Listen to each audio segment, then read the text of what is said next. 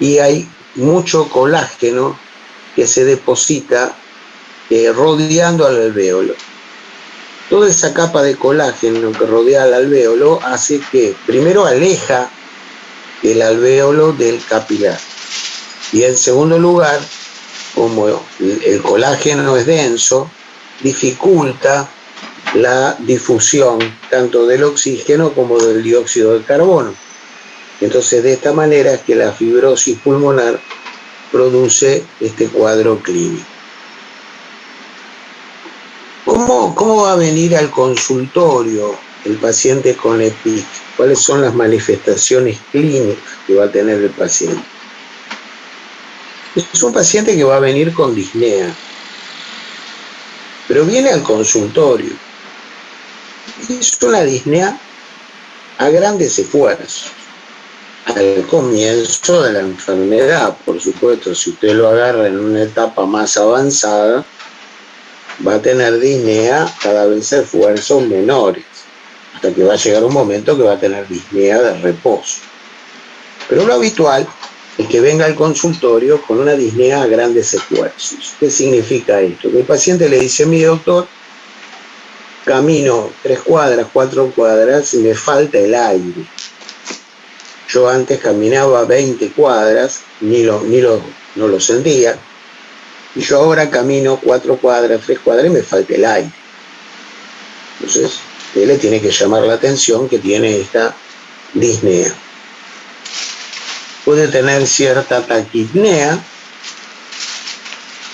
Usted sabe que la frecuencia respiratoria normal es de 12 a 16 por minuto. Los pacientes a lo mejor respiran 20 veces por minuto porque justamente como hay un agrandamiento del espacio entre el alvéolo y el capilar, trata de compensar eso respirando más veces por minuto. Suelen tener tos, es una tos seca, sin flema, sin catarro, una tos seca. Y no hay otra cosa, no hay fiebre, es muy importante, no hay fiebre, ni febrícula, no hay malestar general, no hay un cuadro gripal. Esto es importante para diferenciarlo, por ejemplo, de una neumonía atípica, que va a ser uno de los diagnósticos diferenciales. Cuando usted tiene una neumonía atípica, la neumonía es un cuadro agudo, donde usted puede tener disnea, puede tener tos seca, si es una neumonía atípica, a veces tiene poca expectoración, pero tiene malestar general, tiene un cuadro gripal y tiene fiebre. Ya no hay todo eso. Si usted lo agarra al paciente con el cuadro más avanzado, bueno, ahí ya va a tener disnea a menores esfuerzos. Tipo dice, camino una cuadra y me fatigo. Y puede empezar a aparecer cierto grado de cianosis. Como es una cianosis central, se acuerda que la cianosis central es una cianosis de piel y mucosas, entonces va a tener cianosis en los labios, en la boca, en la mucosa bucal, en los dedos, en las orejas, en la punta de la nariz. Y puede tener lo que se llama hipocratismo digital. Hipocratismo digital es que tiene dedos con forma de palillo de tambor y uñas con forma de vidrio de reloj. Si hipocratismo digital lo vamos a estudiar el año que viene cuando tengamos reumatología. No se sabe bien por qué se produce, pero hay muchas enfermedades que pueden cursar con hipocratismo, por ejemplo la endocarditis, por ejemplo la colitis ulcerosa, el hipotiroidismo. O sea, hay distintas causas de hipocratismo y sobre todo los cánceres de pulmón.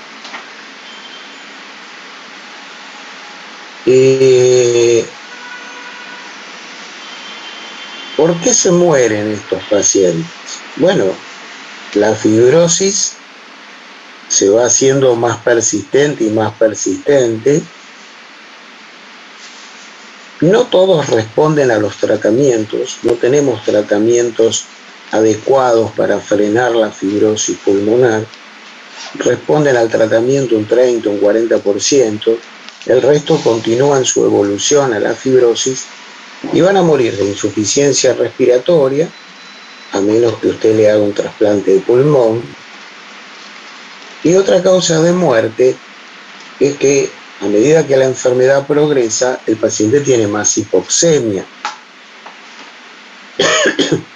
Cuando usted tiene una hipoxemia importante, una PO2 de 60, la hipoxemia en forma refleja produce una vasoconstricción de la arteria pulmonar. Y esa vasoconstricción de la arteria pulmonar produce un aumento de la resistencia periférica que va a afectar al corazón derecho. Y eso hace que el paciente pueda desarrollar una insuficiencia cardíaca derecha.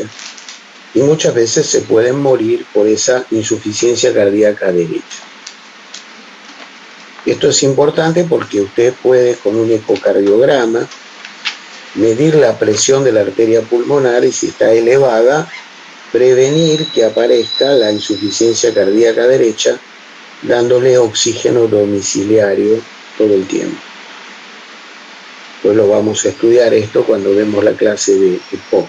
Esto vale también para un EPIC avanzado.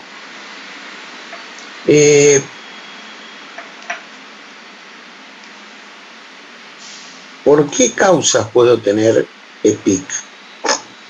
Bueno, hay varias clasificaciones. A mí me pareció que una clasificación sencilla era clasificarla en EPIC de causa conocida y EPIC de causa desconocida. Dentro del EPIC de causa conocida tenemos primero la inhalación de polvo de minerales. Esa inhalación de polvo de minerales se conoce con el nombre de neumoconiosis. Tenemos dentro de esas neumoconiosis a 4 enfermedades que son la silicosis, donde el paciente inhala cristales de sílice, la antracosis, que inhala mineral de carbón mineral, la asbestosis, que inhala asbestos, y la beriliosis, que inhala berilio. Acá es muy importante que usted haga un interrogatorio de qué trabaja el paciente ahora, pero también de qué trabajó el paciente antes. Vos a lo mejor te viene un paciente de 50 años, con disnea, grandes esfuerzos, tos seca, vos decís, bueno, parece que es un EPIC. Entonces vos le preguntas, señor, ¿usted de qué trabaja? Yo soy remisero. Vos decís, bueno, remisero no tiene un carajo que ver con el EPIC. Pero resulta que el señor es boliviano. Entonces vos le decís, ¿y usted cuánto hace que vino a la Argentina? No, yo vine a la Argentina a los 30 años. ¿Y en Bolivia usted de qué trabajaba? No, yo trabajaba de minero en Bolivia. Ustedes saben que en Bolivia, en Chile, en Perú, la minería es muy importante. Hay mucha gente que trabaja en la minería. Entonces, bueno, ahí usted tiene que preguntar no solo de qué trabaja ahora, sino de qué trabajó anteriormente. Después tenemos enfermedades producidas por polvos orgánicos, donde ahí usted tiene la inhalación de partículas orgánicas que terminan provocando EPIC. Ahí hay varias enfermedades profesionales, muchas, hay como 100 y pico. Podemos comentar algunas. Por ejemplo, en Europa está el pulmón del granjero. Pulmón del granjero porque en Europa el ganado no se cría en el campo como acá. Acá nosotros tiramos la vaca en el campo y la vaca crece sola. Lo único que tiene que hacer la vaca es comer pasto, nada más. Pero en Europa el invierno nieva. Entonces no podés dejar la vaca afuera porque nieva y la vaca se muere. Entonces ellos en invierno tienen que meter el ganado dentro de los corrales y, por supuesto, no puede salir la vaca a comer pasto porque está todo lleno de nieve. Entonces la tienen que alimentar con heno. Entonces tienen parvas de heno y esas parvas de heno muchas veces tienen contaminación con hongos y se levanta cierto polvillo por ese heno. Entonces hay personas que inhalando ese polvillo desarrollan una fibrosis pulmonar. Está, por ejemplo, el pulmón del cuidador de aves, donde también usted tiene estas plantas industriales de pollos, donde a lo mejor hay 2000 pollos, y entonces usted le tiene que dar el alimento a los animales, y el alimento proviene del maíz, y entonces el maíz viene en bolsas, y esas bolsas vienen con un cierto polvillo, entonces usted puede inhalar todo ese polvillo. Les cuento otras, está el pulmón del fabricante de pochoclo, gente que trabaja en fábricas de pochoclo con maíz, y que entonces el maíz, cuando usted lo infla para hacer el pochoclo, libera como un polvillo, y al inhalar ese polvillo puede hacer una fibrosis pulmonar. Está en la zona de Tucumán, está el bagazo, que es el residuo de la caña de azúcar, que queda como un polvillo, que es un residuo de la caña de azúcar que se llama bagazo, y la enfermedad se llama bagazosis.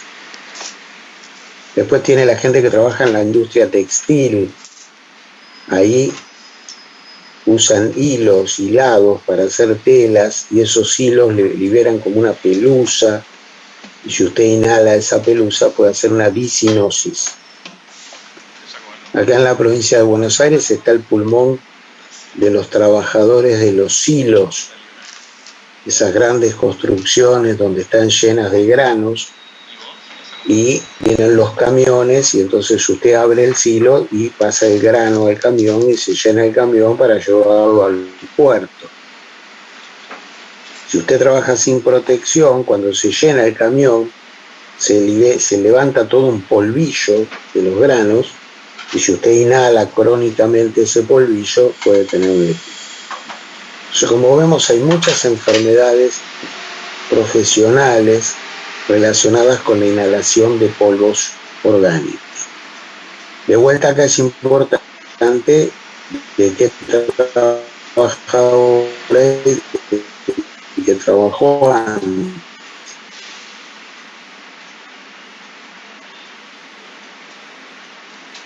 por sustancias, por aerosoles. Por ejemplo, tenemos las personas que inhalan paraquat. El paraquat es un herbicida que se usa para fumigar los campos, para controlar las plagas. Esa inhalación de paraquat puede provocar una fibrosis pulmonar. Tenemos, por ejemplo, personas que trabajan en la industria del cloro, donde usted a lo mejor tiene un enorme recipiente y tiene almacenado litros y litros de cloro. Llega a haber un accidente, ahí se rompe el recipiente o explota o lo que sea, todos inhalan cloro, y el cloro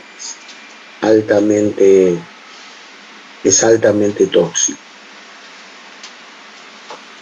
Después tenemos las fibrosis provocadas por fármacos. Esto es interesante porque ahí ve usted que dentro de la anamnesis de este paciente usted le tiene que preguntar: ¿usted toma algún medicamento en forma habitual? ¿Ha tomado algún medicamento en los últimos 10 años en forma habitual, en forma crónica? Ahí tenemos algunas sustancias que se usan para el tratamiento del cáncer, por ejemplo la bleomicina, el busulfán, el melphalan. Son drogas que se usan en el tratamiento del cáncer, que producen EPIC. El metotrexate, que se usa en el tratamiento de la artritis reumatoidea y en el tratamiento de la psoriasis. La amiodarona, que es un antiarrítmico, que cuando usted lo toma en forma crónica puede producir neumonitis y puede evolucionar a la fibrosis pulmonar. Por eso, cuando usted tiene un paciente medicado con amiodarona, le tiene que hacer placas de tórax cada 6 meses, chequear que no esté provocando la amiodarona ningún tipo de trastorno a nivel pulmonar. La sulfasalacina, que es una droga que se usa para el tratamiento de la colitis ulcerosa. Las sales de oro. Las sales de oro se usaban en una época para tratar la artritis reumatoidea. Son todas drogas que usted tiene que interrogar porque son todas drogas que pueden dar fibrosis pulmonar. Si usted tiene un paciente medicado con metotrexate o con amiodarona, usted tiene que hacerle placas 2 veces por año y chequear que no esté haciendo daño pulmonar por la medicación. La radioterapia no solamente que le hayan irradiado el pulmón, porque a veces puede ser que le hayan hecho radioterapia en el mediastino o que le hayan irradiado la mama o el esófago o le hayan dado radiación por un linfoma, pero esa radiación afecta el tejido pulmonar y puede provocar zonas de fibrosis pulmonar. Y el distrés respiratorio. El distrés respiratorio es un cuadro agudo de terapia intensiva, el distrés. Es un cuadro que vamos a estudiar, que tiene una alta mortalidad. Más o menos, si vos tenés un distrés, se muere en el 70-80%. Una mortalidad muy alta. Y dentro de los que se salvan de un distrés, suponete que el 3%, el 4%, tiene la mala leche de que se salva del distrés, pero el daño pulmonar es reparado con fibrosis. Y entonces se salvaron del distrés, pero en 2 años los mató la fibrosis pulmonar. Eso lo vimos también ahora con el COVID. El COVID te mata de distrés y hubo pacientes que salían del distrés, pero lamentablemente hacían fibrosis y se mueren en 2-3 años.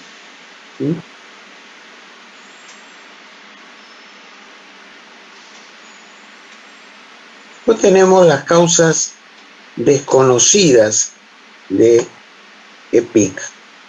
Dentro de las causas desconocidas, la más importante y la que usted siempre debe pensar es que el paciente puede tener una colágenopatía.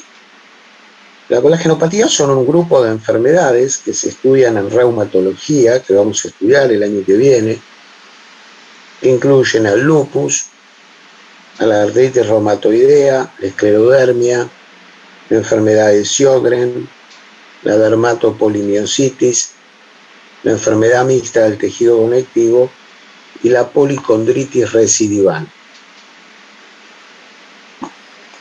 Todas estas pueden dar EPIC. Todas estas pueden dar EPIC. ¿En qué casos lo tengo que sospechar? Bueno, las colagenopatías son mucho más comunes en mujeres que en varones. Mujeres jóvenes en general. Entonces usted, si tiene una chica de 42 años con un EPIC, y usted tiene que descartar que no tenga un Sjögren, que no tenga una artritis, que no tenga un lupus, que no sea una enfermedad mixta. Tiene que descartar esto.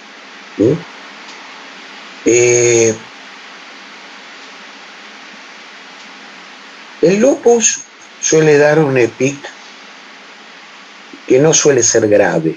Suele ser un EPIC entre leve y moderado. Es raro que te mata el EPIC en el lupus.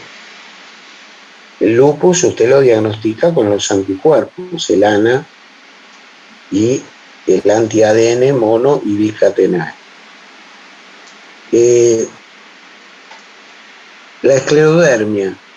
Esclerodermia es una enfermedad que cuando da EPIC es un EPIC muy grave y se puede morir de insuficiencia respiratoria.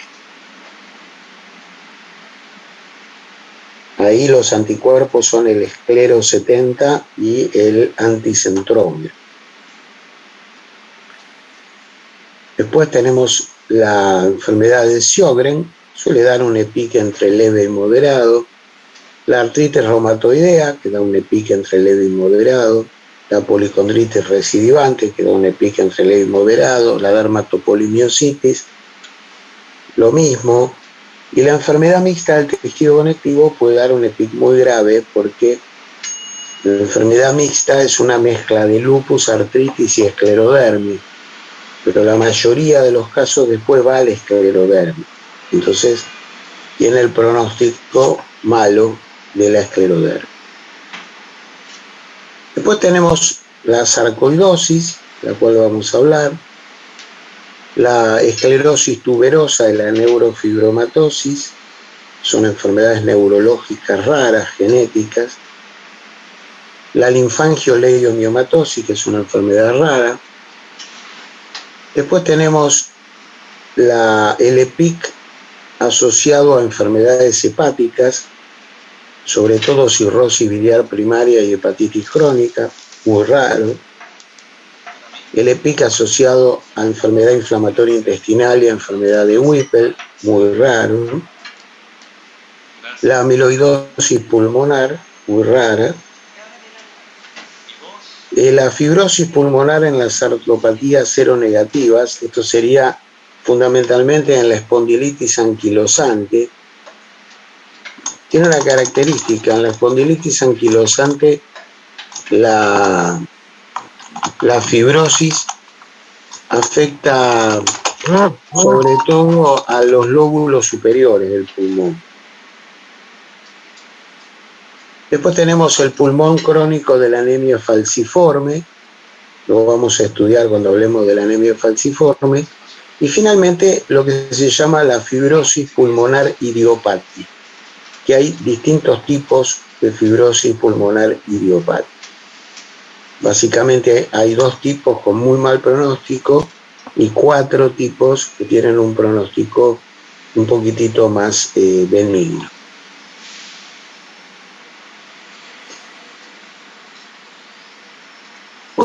¿Cómo se estudia a un paciente que tiene EPIC?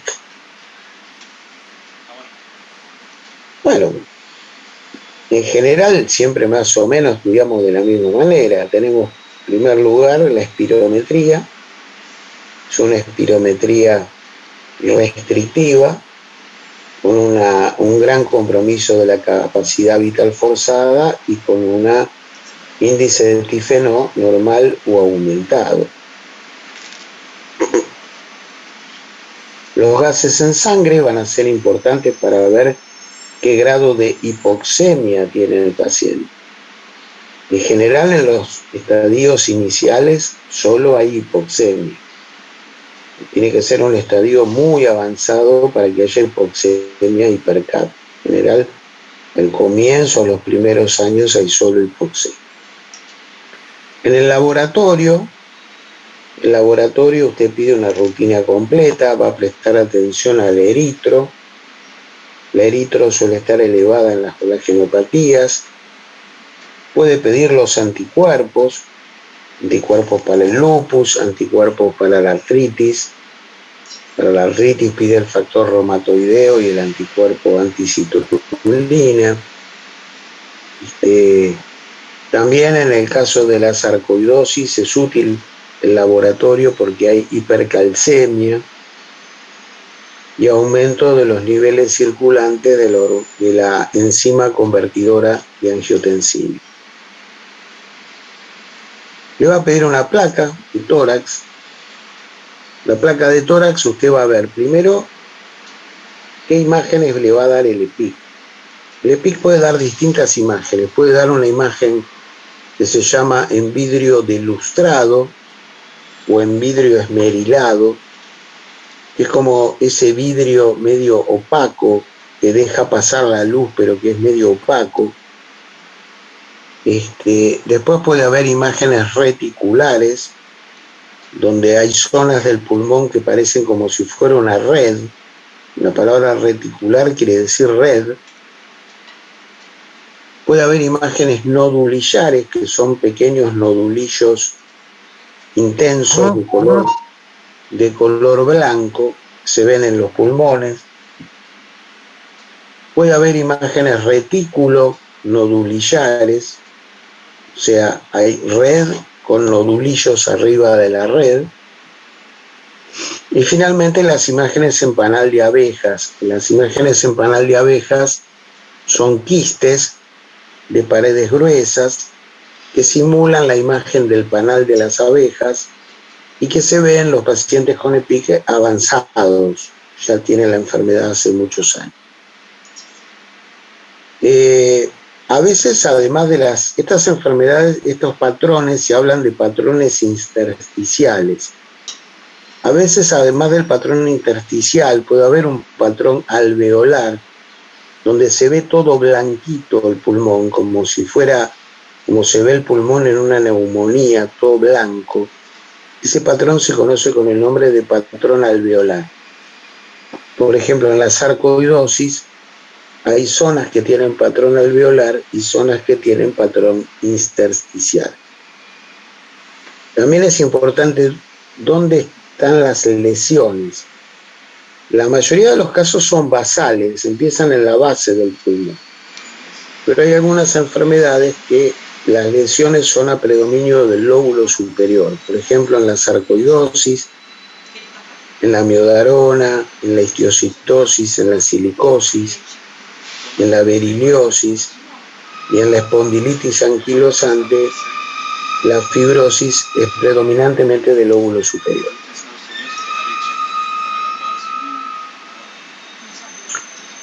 No dijimos que cuando usted oculta a estos pacientes en el pulmón, lo que va a escuchar son crepitantes secos, se llaman crepitantes tipo velcro. Si alguien tiene algo con velcro, si usted abre, por ejemplo, una zapatilla que tiene velcro, ese ruido que hace el velcro cuando usted lo abre es lo que usted va a escuchar a nivel del pulmón.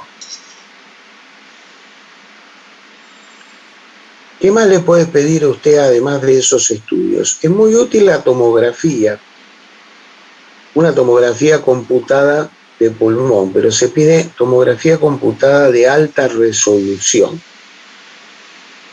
¿Qué diferencia hay con respecto de una tomografía común? La tomografía común, usted le hace cortes de tórax cada 2 centímetros. En cambio, cuando usted pone tomografía de alta resolución, le hacen cortes cada 2 milímetros. Y eso le permite mejorar la visualización de las lesiones, dónde están ubicadas las lesiones.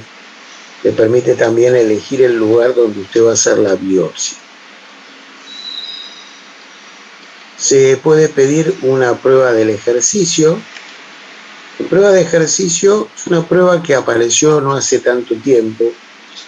Se le pone al paciente una distancia, póngale 20 metros, y le dicen, usted va a caminar estos 20 metros lo más rápido que pueda y tiene en total para caminar 10 minutos. Por supuesto, vos caminar lo más rápido que puedas, pero si tenés un EPIC, tenés disnea, entonces va a llegar un momento que vas a caminar más lento porque la disnea no te deja. Entonces la prueba de ejercicio le permite a usted ver un poquitito cómo ver lo que ocurre. No es una ergometría. La ergometría es otra cosa. La ergometría es un estudio cardíaco, cardiológico. La ergometría es una prueba donde usted pedalea y le duele el pecho o aparecen cambios en el electro. Pero eso es para el diagnóstico de que usted tiene un problema coronario. Esto es una prueba de ejercicio. Que le dicen, bueno, acá hay 20 metros, tiene 10 minutos. Camine lo más rápido que pueda y vamos a ver cuántos metros camina. Obviamente, si usted tiene disnea, va a caminar menos que una persona normal. Después tenemos otro estudio espirométrico que es la prueba de difusión con monóxido de carbono.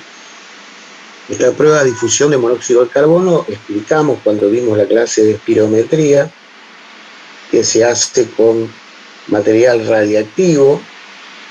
El paciente aspira al material radiactivo una sola vez, se espera 1 minuto o 2 minutos y expira en otra manguera donde se va a medir.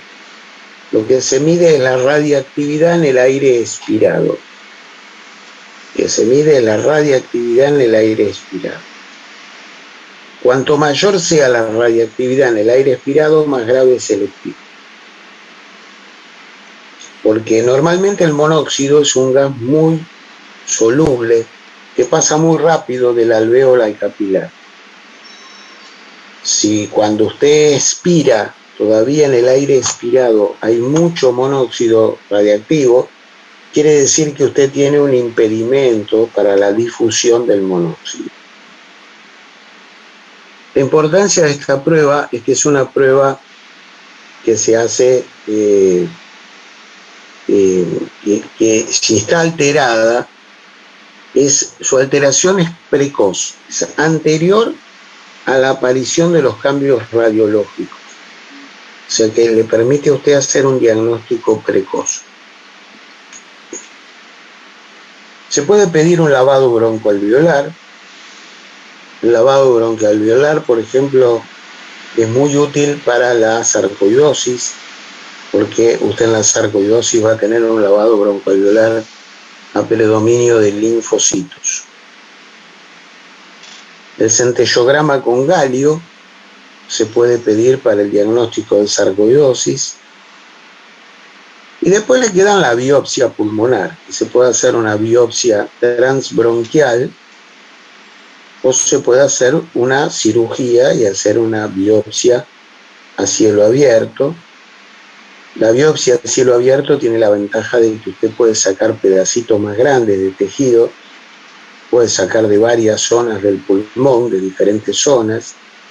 Eso permite que el patólogo reciba una mejor muestra y al recibir una mejor muestra que pueda hacer un diagnóstico con mayor precisión. Bueno, hemos hablado entonces de la metodología de estudio, hemos hablado del cuadro clínico. Con respecto al diagnóstico diferencial tenemos las neumonías atípicas que ya explicamos. Otro diagnóstico diferencial es la llamada linfangitis tumoral pulmonar. La linfangitis tumoral pulmonar es que usted tiene un cáncer en algún lado, ese cáncer ha invadido los linfáticos del pulmón. Y al invadir los linfáticos del pulmón se disemina por todo el pulmón y da una imagen muy parecida a un EPI. Esos son los principales diagnósticos diferenciales. Vamos a hablar un poquito de las fibrosis idiopáticas. Vamos a ver hasta dónde nos da el tiempo para hablar de todas y de todas las causas. Empecemos con las fibrosis pulmonares idiopáticas. En general son pacientes grandes, son pacientes de 50 años o más que tienen fibrosis pulmonar idiopática. ¿Cómo se produce esta fibrosis idiopática? Bueno, se cree que llega algún tipo de noxa al pulmón, puede ser por polvo, por humo, por irritantes, por infecciones virales. En los últimos años se le está dando bastante jerarquía a la presencia de microaspiraciones digestivas y a la presencia de reflujo gastroesofágico crónico y severo.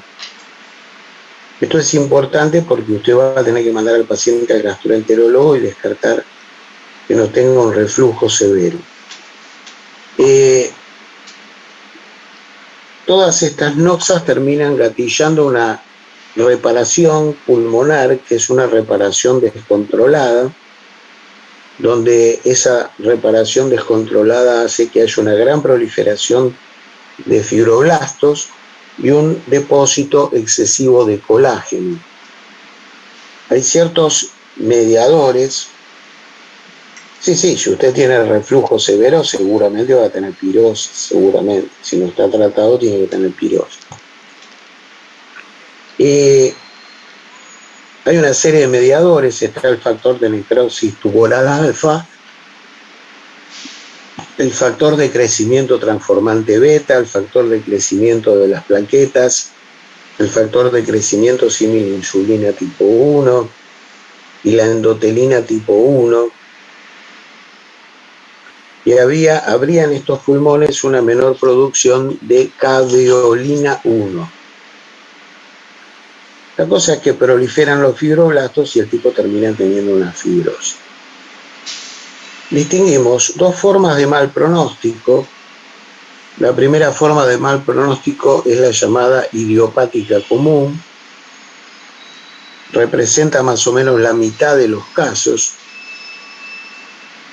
Es una fibrosis heterogénea. En el lavado broncoalveolar no hay linfocitos, predomina el reticulado periférico y se mueren en pocos años. Y después tenemos lo que se llama la neumonía intersticial aguda, o NIA. Antiguamente se llamaba enfermedad de Hamann y Rich. Estas tienen un comienzo agudo, tienen tendencia a una fibrosis homogénea. En la radiografía da una imagen alveolar, por eso se llama neumonía. En realidad no es una neumonía en el sentido de que no tiene gérmenes, pero da una imagen parecida a una neumonía, da una imagen alveolar, una imagen como una nube blanca. El lavado broncoalveolar tiene predominio de neutrófilos y el 50% de estos se mueren en 2 meses. O sea que esto que cuando tenés Hamann y Rich sonaste porque el pronóstico es muy malo. Se lo trata con corticoides intravenosos, con ciclofosfamida, pero el pronóstico es muy malo.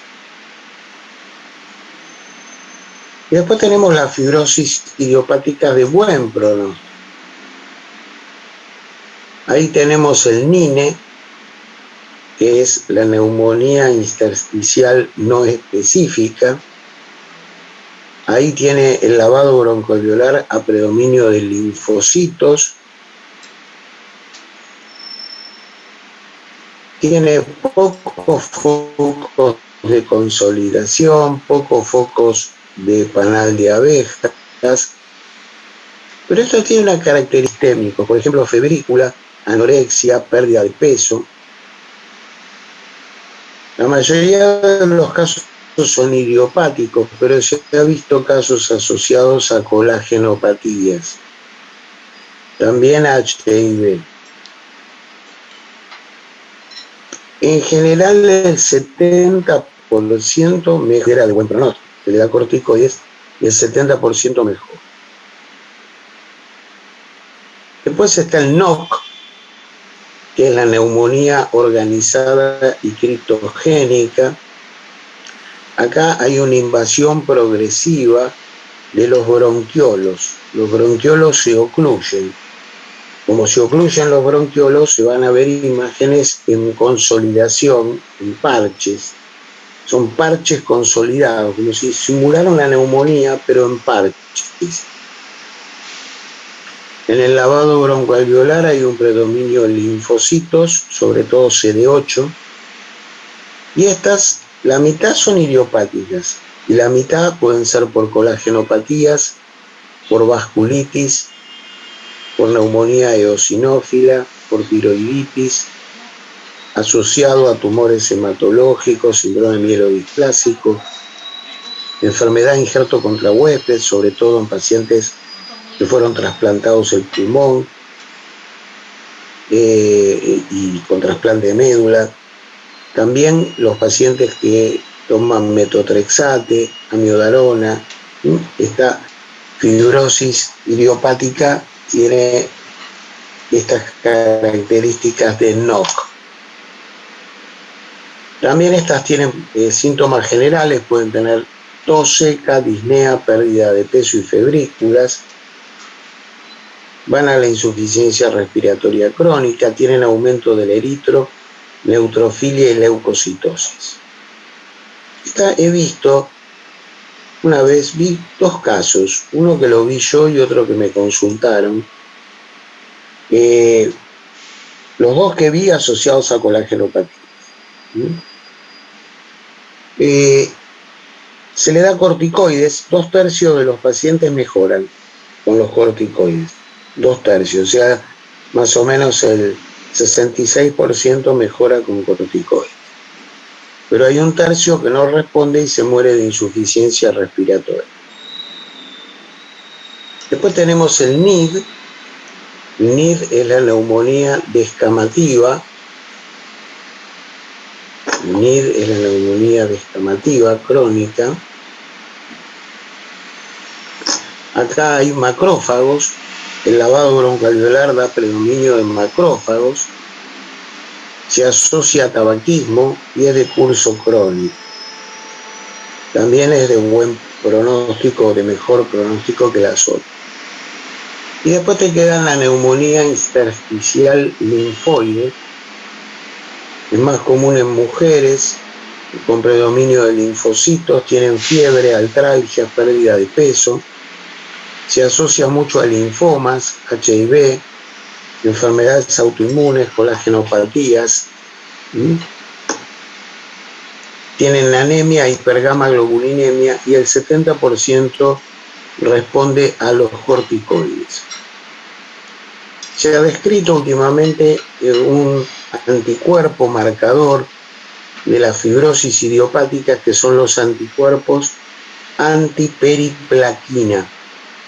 Anticuerpos antiperiplaquina, que son positivos en el 40% de los casos.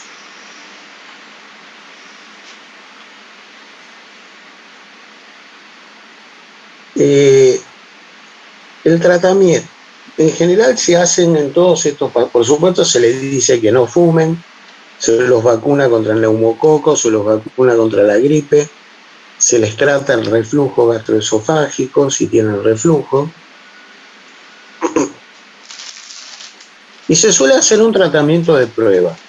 El tratamiento de prueba se hace con meprednisona y con, a veces asociada a un inmunosupresor. Que más se usa es la azatioprina. Ese tratamiento de prueba se hace durante 3 meses y se ve la respuesta. Si las lesiones mejoran los gases, se continúa con el corticoide y el inmunosupresor. Si no mejora, bueno, no responde al corticoide ni al inmunosupresor, en ese caso se suspende la administración. Últimamente han salido al mercado 2 drogas carísimas, salen más o menos $1000 por mes el tratamiento. Una es la pirfenidona. La pirfenidona tendría un efecto antifibrótico, antiinflamatorio, antioxidante. Se da una cápsula por día. Las cápsulas son de 267 miligramos durante una semana. Después se sube a 2 cápsulas por una semana y finalmente se dan 3 cápsulas por semana. Esa es la dosis de mantenimiento. Hay que chequear las enzimas hepáticas durante el tratamiento con pirfenidona. Y se está usando también un inhibidor de la tirosina quinasa, que es el nintedanib. 150 miligramos cada 12 horas con las comidas. Este también puede tener toxicidad hepática y se ha visto que enlentece la velocidad de evolución de la enfermedad. Por supuesto, si lo necesitan, van a necesitar oxígeno domiciliario y pueden llegar a necesitar un trasplante de pulmón. ¿Profe? Vamos. ¿Me escucha? Sí, la escucho. ¿Podría repetir cómo es el uso de la pirfenidona? ¿Por favor? La pirfenidona se usa una semana, primera semana, una cápsula por día, Las cápsulas son de 267 miligramos. Una semana se usa una cápsula, la semana que sigue se usan 2, y después se sube finalmente a 3 cápsulas semanales, y esa es la dosis de mantenimiento, 3 cápsulas semanales. Son 3 cápsulas semanales y no por día. No, las cápsulas son por día, 3 por día. Bueno, esto que me confundió. Dale, gracias. Bueno, muy bien. Vamos a la sarcoidosis. Sarcoidosis es una enfermedad muy interesante porque no se sabe por qué se produce. La mayoría de los casos aparecen en adultos jóvenes, menores de 40 años. Tiene un leve predominio en mujeres, puede aparecer en el embarazo y en la lactancia. La mayoría de los casos ocurren en invierno o a comienzos de la primavera. Es una enfermedad granulomatosa, o sea, se forma un granuloma, como pasa en la tuberculosis.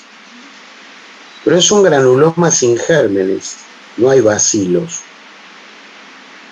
No se sabe por qué se produce la enfermedad.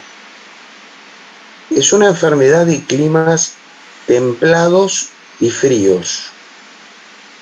Acá en la Argentina tenemos sarcoidosis en la zona de Buenos Aires, todo lo que es la pampa húmeda, y tenemos en el sur. No hay sarcoidosis en el norte, porque hace demasiado calor. Lo mismo en Brasil. En Brasil no creo que haya sarcoidosis, salvo en Río Grande do Sul, en la zona más del sur de Brasil. Arriba no creo que haya porque es un clima tropical.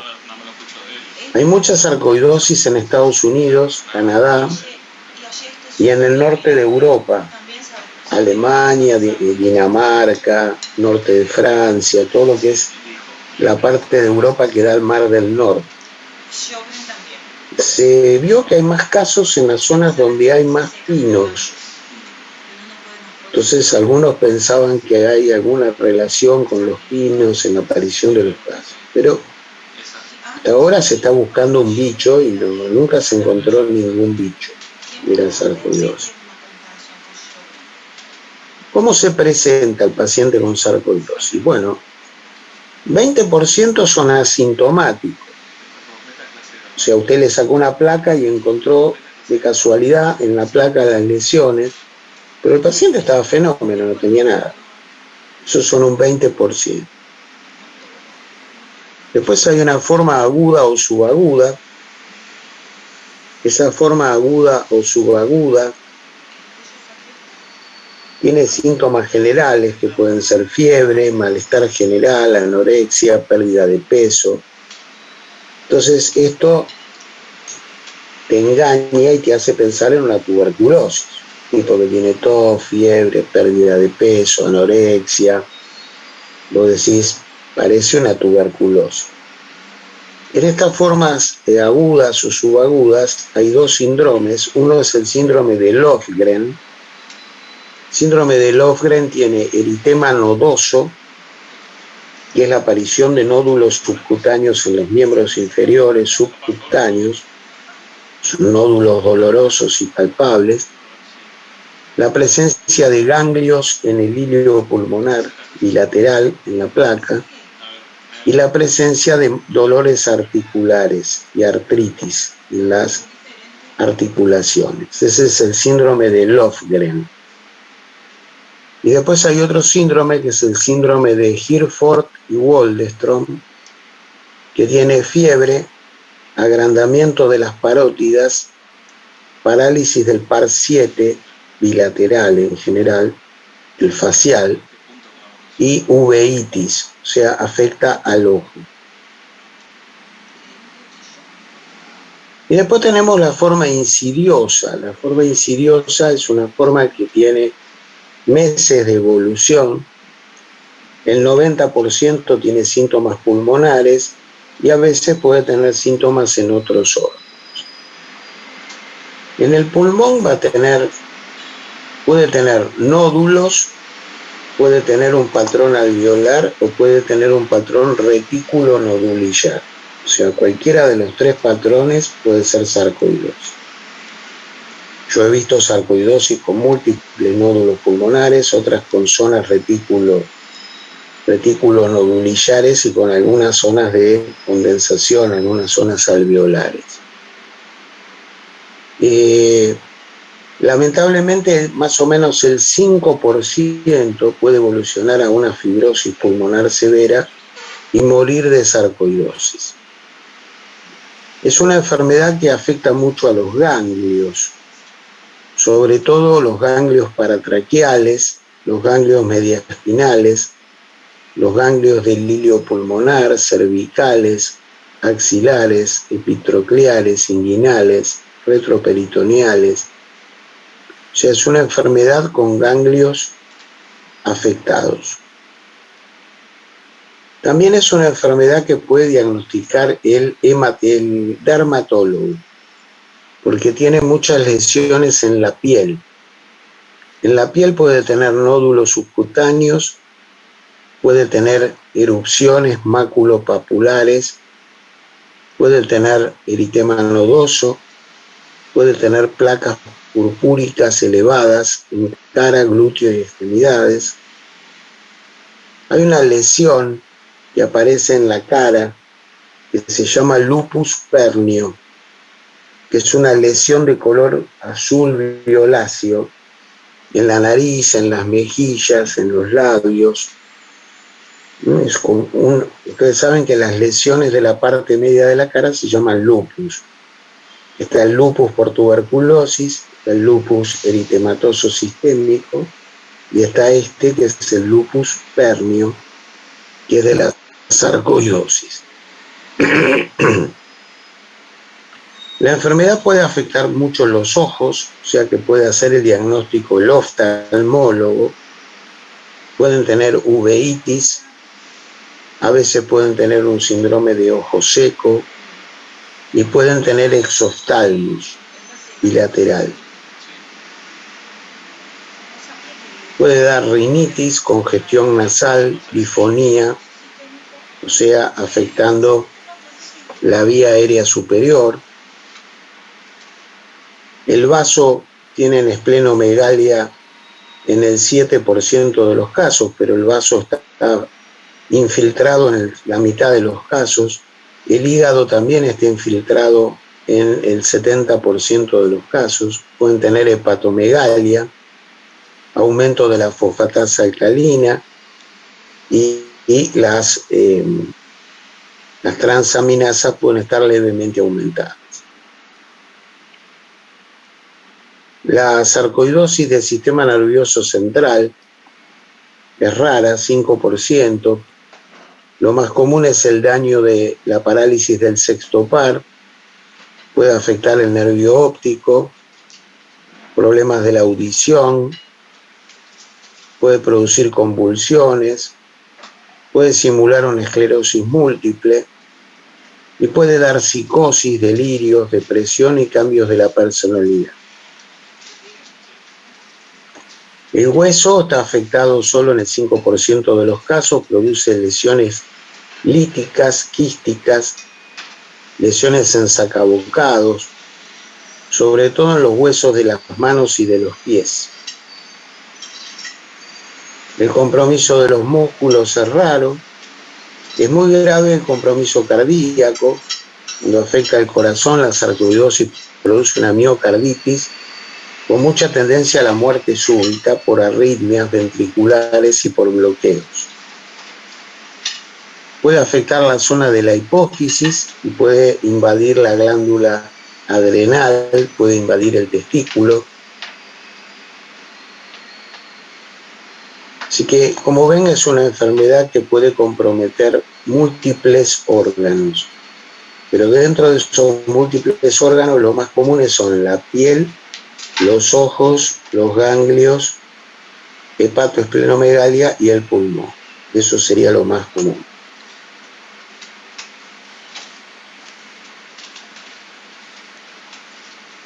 En la metodología diagnóstica usted le va a pedir la radiografía de pulmón.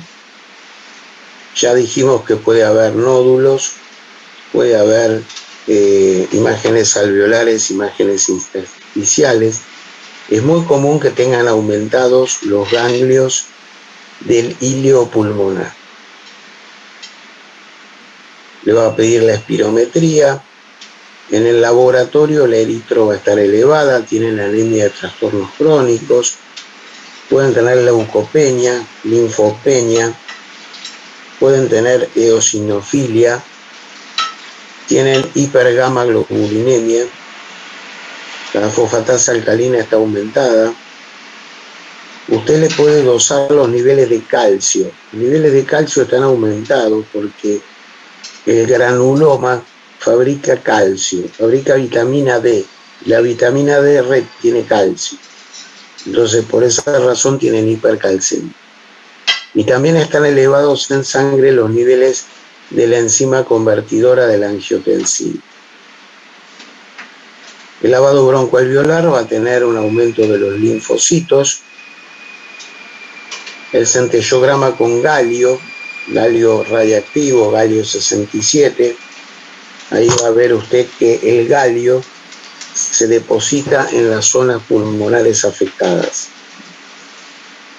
Y finalmente puede llegar a la biopsia transbronquial o a la biopsia a cielo abierto. A veces se pueden biopsiar también las lesiones cutáneas. Entonces, al biopsiar la lesión cutánea, si usted encuentra el granuloma en la lesión cutánea, ya está, sarcoidosis, no necesita biopsiarle el pulmón.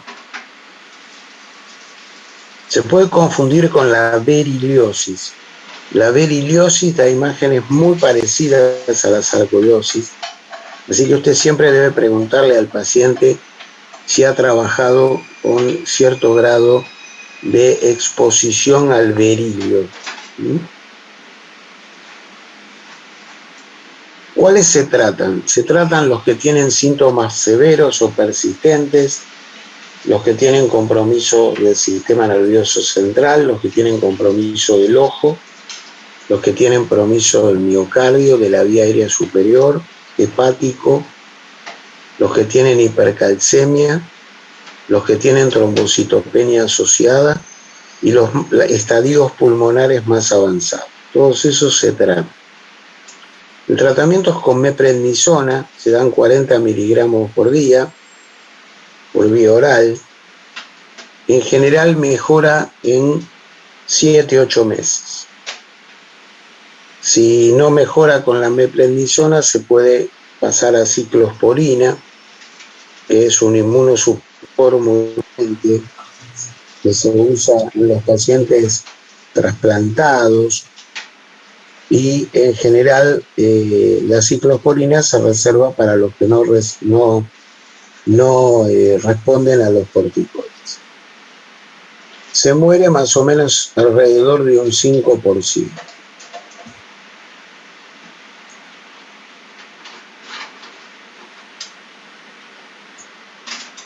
Vamos a hablar algunas cositas de las enfermedades pulmonares de neumoconiosis. Vamos a empezar con la silicosis. La silicosis en general es pacientes que trabajan cortando piedras en canteras de granito o en la industria del mármol. También son pacientes que trabajan limpiando frentes con chorros de arena. Esos son los pacientes más expuestos. Hay una silicosis aguda que es de rápida evolución, es una neumonitis que mata al paciente en 2 años. Y después tenemos la silicosis crónica, que da un EPIC a predominio de lóbulos superiores, tienen compromiso de los ganglios del hilio pulmonar, los ganglios tienen una calcificación irregular que se llama encáscara de huevo. Estos pacientes con silicosis tienen más posibilidad de agarrarse tuberculosis. Por ejemplo, usted tiene ahí en Chacarita, cerca del cementerio, hay unas marmolerías que trabajan de hacer lápidas para el cementerio. Yo fui a pedir un pedacito de mármol para poner arriba de la estufa, porque la estufa tiraba humo y me tiznaba toda la pared. Entonces fui a pedir un pedacito de mármol, llevé las medidas, y el tipo que cortaba el mármol no tenía ninguna protección. Sí, le dije, pero mirá, vos tenés que trabajar con protección porque todo este polvillo vos lo estás inhalando, se te va a depositar en el pulmón y vas a hacer una enfermedad.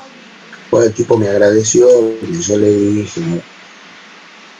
Entonces cuidado porque estos tipos que se exponen a esto, la arena tiene sílice. Si usted va a la playa y usted agarra un poquito de arena, usted va a ver que en la arena se ven como unas perlitas brillantes. Esas perlitas brillantes que tiene la arena es el sílice. Se produce por la erosión de las rocas de la costa, por la acción del mar, ¿no? La asbestosis, hay pocos lugares en el mundo donde usted se puede agarrar la asbestosis porque está en contacto con asbestos en la naturaleza. Eso hay minas de asbestos en la zona de Macedonia, ahí en el Cáucaso. Pero en una época se usaba mucho el asbesto para hacer un material que se llamaba amianto, que era un gran aislante térmico y un gran aislante eléctrico. Se lo utilizaba en la ropa de los bomberos, se lo utilizaba en los cables, para revestir cables. Y lamentablemente, si usted trabaja en algo donde usted tiene exposición a los asbestos, puede tener una fibrosis pulmonar, y también el asbesto aumenta la incidencia de cáncer de pulmón de tipo escamoso o adenocarcinoma, y sobre todo tiene gran riesgo de mesotelioma. Mesotelioma es un cáncer muy maligno de la pleura, ¿sí? Donde si usted tiene un mesotelioma, casi con seguridad usted estuvo expuesto a los asbestos. Acá en Buenos Aires se armó un lío con los operarios del subte porque el subte de Madrid nos vendió vagones al subte de Buenos Aires sin decirnos que los vagones tenían asbesto. Y entonces los operarios de acá dicen, claro, vos me haces arreglar estos vagones, me voy a morir de mesotelioma por estar expuesto al asbesto. Se armó un lindo lío con todo eso. ¿Sí? La antracosis es por inhalación de carbón mineral. El carbón mineral, usted tiene minas de carbón, hay en Europa minas de carbón, nosotros en la Argentina tenemos una sola mina de carbón en la cordillera, en Río Turbio, en la provincia de Santa Cruz. Si usted trabaja muchos años expuesto a la inhalación de partículas de carbón, va a tener una fibrosis pulmonar donde además de tener un patrón fibrótico va a tener nódulos pulmonares, sobre todo en los lóbulos superiores. Y después tenemos la beriliosis, que ya dijimos que es muy parecida a la sarcoidosis. El berilio se usa en la industria de los cerámicos, de las lámparas fluorescentes y en la industria electrónica. ¿Sí? Ya hablamos de las exposiciones a polvos minerales, polvos orgánicos, así que eso no nos vamos a detener en eso. Nos queda hablar un poquito de la histiocitosis y de la linfangioleiomyomatosis. Vamos a la histiocitosis. La histiocitosis es una enfermedad muy rara, es realmente rara. Yo histiocitosis creo que vi un caso. se produce porque hay una proliferación de histiocitos. Los histiocitos son macrófagos fijos, están en los tejidos. En el pulmón, los histiocitos son las células de Langerhans. Y entonces aparecen nódulos de células de Langerhans que forman parches fibróticos, sobre todo en los lóbulos superiores. Estas células de Langerhans, usted le puede hacer una reacción química para una proteína que se llama S100 y va a dar positiva. Eso permite hacer el diagnóstico en el lavado broncoalveolar. Y si usted las mira al microscopio, tienen gránulos, son células con forma de raqueta de tenis, y tienen gránulos que se conocen con el nombre de gránulos de Birbeck o gránulos de Langerhans. La histiocytosis se puede presentar neumotórax en 13% de los casos y tiene una característica. 10% pueden tener tumores histiocíticos en la mandíbula, costillas o calota. Y un 20% puede tener compromiso del hipotálamo y presentarse con diabetes insípida. Aparentemente son pacientes fumadores los que están más expuestos a la histiocitosis. Se les tiene que decir que tienen que dejar de fumar, se los trata con corticoides, no todos responden un 30%, y en general se muere el 4% de los pacientes y la sobrevida media es de más o menos 13 años.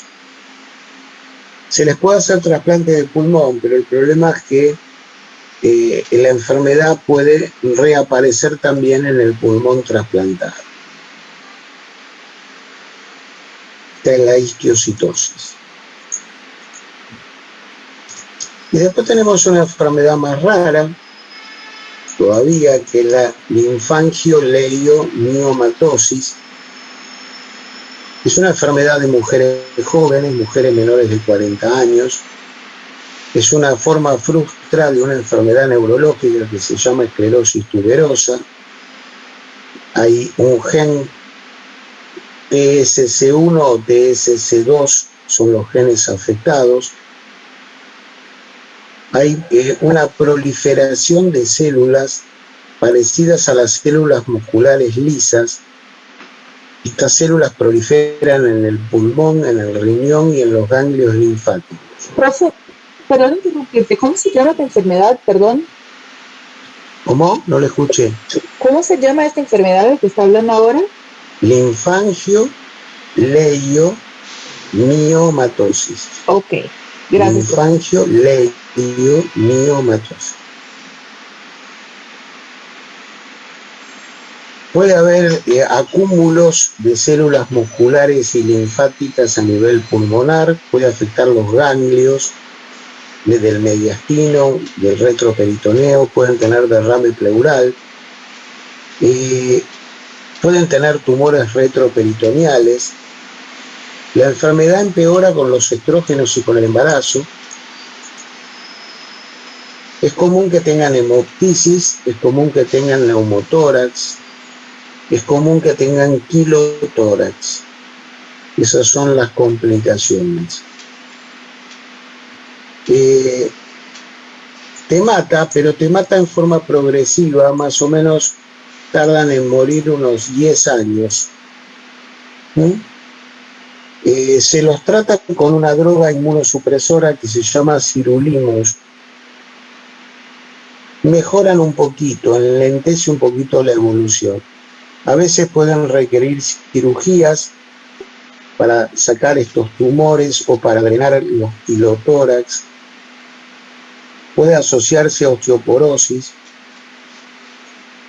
Yo vi un solo caso, nunca había visto un caso de linfangioleiomyomatosis, y un día termino de dar la clase, esta clase que les doy a ustedes, y una de las alumnas, que era una señora de cierta edad, tendría 45, 50 años, se acerca y me dice: doctor, yo tengo linfangioleucomiomatosis. Digo, no me diga. Primer caso que vi.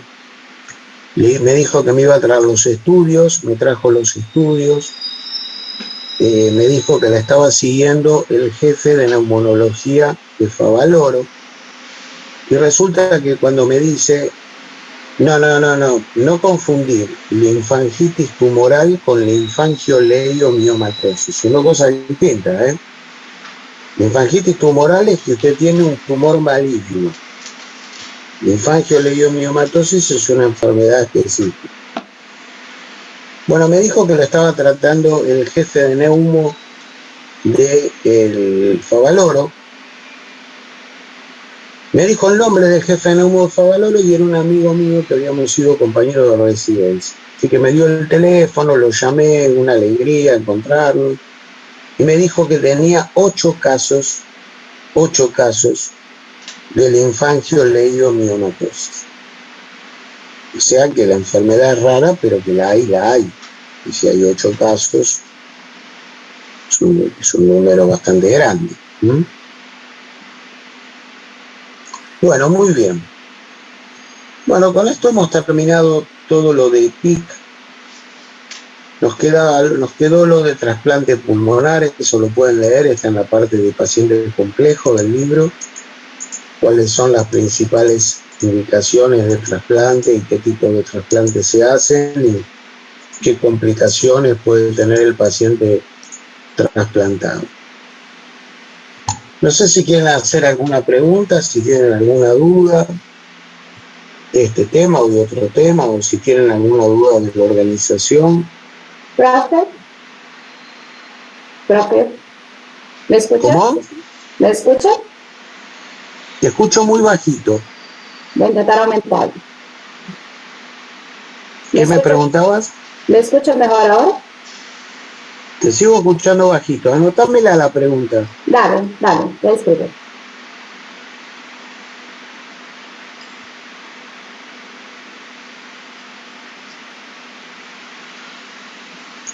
No sé si hay alguna otra pregunta, alguna otra duda. La semana que viene vamos a hablar de cáncer. Vamos a hablar de cáncer de pulmón.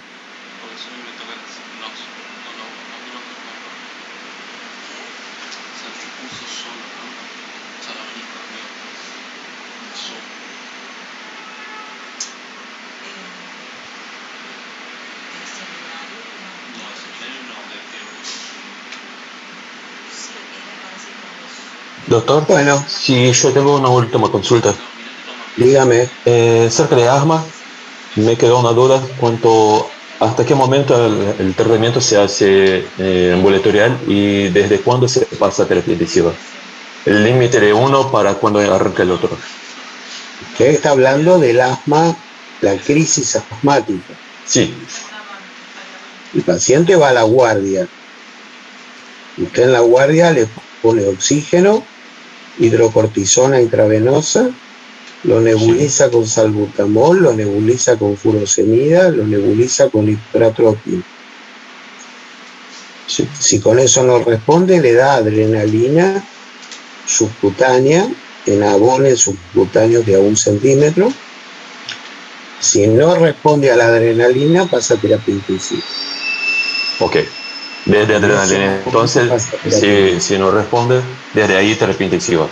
Exactamente. Okay. A partir de ahí va a terapia intensiva. ¿Está? Perfecto. Muchísimas gracias. Muy bien. La adrenalina se hace un abón subcutáneo más o menos cada 5 o 10 minutos, porque la vida media de la adrenalina son alrededor de 5 minutos.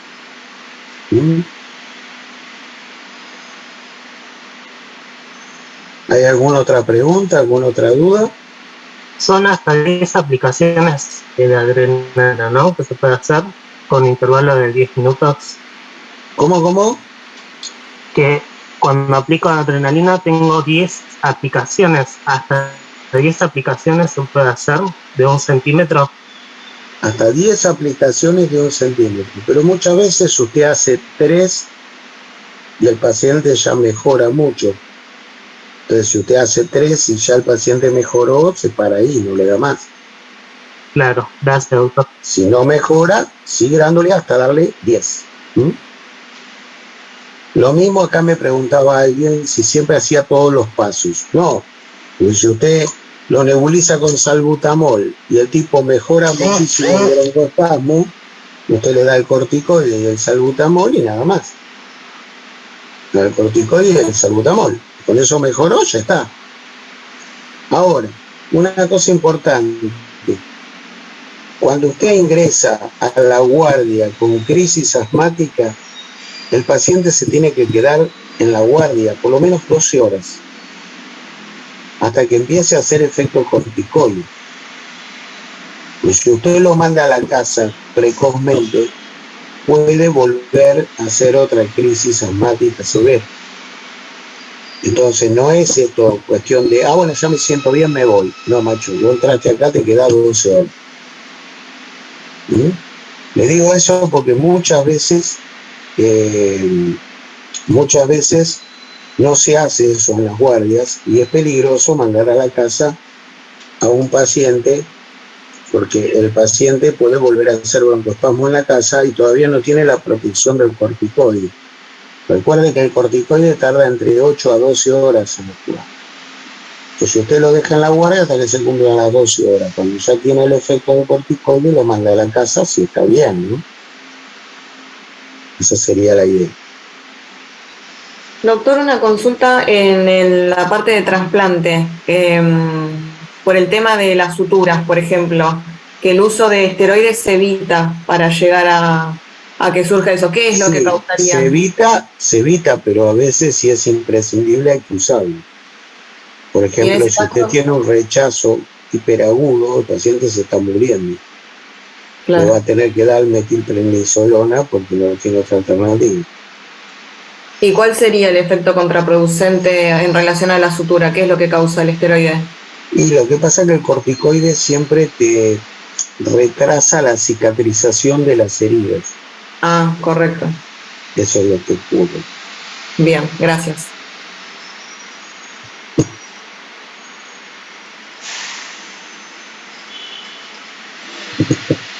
Bueno, señores, la semana que viene estoy pensando que es Semana Santa, o sea, tenemos feriado.